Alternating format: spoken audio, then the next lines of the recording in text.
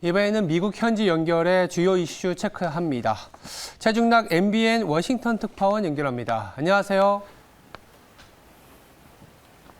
네, 여기도 워싱턴입니다.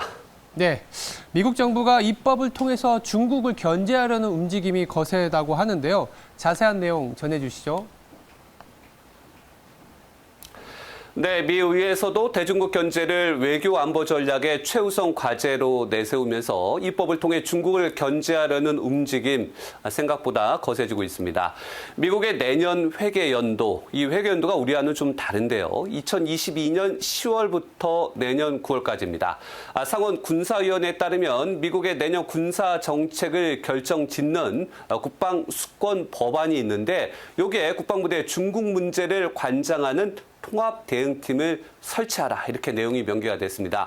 좀 더 살펴보면요, 법안의 국방부 장관은 국가 안보 차원에서 중국에 취하는 도전에 대응하는 노력을 통합하고 전략과 정책, 자원, 그리고 군사력 등을 유기적으로 연결하기 위해 별도의 대응팀을 신설하도록 했습니다. 대응팀은요, 국방부뿐만 아니라 연방정부 차원의 다른 기관과도 협업해야 하고 특히 인도 태평양 지역 동맹국과의 협력 역시 강화해야 한다고 법안은 규정했습니다. 인도 태평양. 중요한 것은 이 법안이 발의가 되면 인도 태평양 지역의 미국의 핵심 동맹국인 우리나라로서도 중국 문제에 추가적인 압박을 받을 수밖에 없습니다. 또한 상원의 국방수권 법안에는 대만에 대한 군사적 지원 강화를 포함해 관계 강화와 관련된 조항도 다수 추가가 됐습니다. 특히 중국의 한국에 대한 사드 보복 등을 들면서 중국의 강압 행위에 대응하는 태스크포스를 설치하도록 제안을 했습니다. 중국을 견제하기 위한 미국의 노력, 이제 정치와 경제뿐만 아니라 아예 입법을 통해서도 이루어지고 있다는 의미로 풀이가 됩니다. 그뿐만 아닙니다. 미 상무부는 오늘 국가안보를 이유로 중국 항공우주과학기술공사 등 항공우주 관련 모두 7개 기관을 수출 제재 명단에 포함을 시켰습니다. 별도의 허가가 없으면 미국에서 해당 기관의 용역이나 상품을 수출한 행위는 전면 통제가 됩니다. 이 또한 바이든 행정부가 첨단 기술을 중심으로 경제와 산업 분야 전반에 걸쳐서 중국에 대한 방어막을 높이고 있다. 이런 분석입니다. 네. 한편 트위터 관련 소식도 알아봅니다. 내부 고발자가 연방 규제 당국을 속였다. 이렇게 폭로했는데 어떤 내용인가요?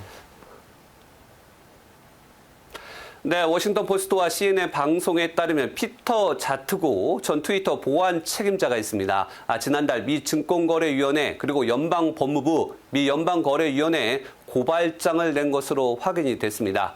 자트고는 84쪽 분량의 고발장에서 트위터가 연방당국을 상대로 해커와 스팸 계정에 대해서 강력한 보안 대책을 갖고 있다. 이렇게 거짓말을 했다고 주장을 했습니다. 회사 서버의 절반도 시대에 뒤떨어진 장비로 소프트웨어도 취약하고 있다. 이렇게 말을 했는데요. 전직 해커인 자트고는 트위터가 프라이버시와 보안에 관해 심각하고 터무니없는 결함을 갖고 있다면서 트위터 고위 간부들이 기만적이고 사실을 호도하는 대화를 하는 것도 목격했다. 이렇게 말했습니다. 게다가 회사 임원들이 트위터의 그런 문제점을 완전히 파악할 능력조차도 없고 의욕도 없다. 이렇게 고발을 했는데요. 이번 내부 고발은 세계 최고 부자인 머스크가 트위터가 가짜 계정에 관한 자료를 제대로 공개하지 않는다며 440억 달러, 우리 돈으로는 무려 58조 8천억 원 규모의 트위터 인수 계약을 파기해 양측이 법정 다툼을 벌이고 있는 가운데 나와서 더욱 주목이 됩니다. 자트고의 폭로 내용이 머스크의 파기 근거에 더욱 힘을 실어줄 수 있어서 법정 분쟁에도 영향을 미칠 전망입니다.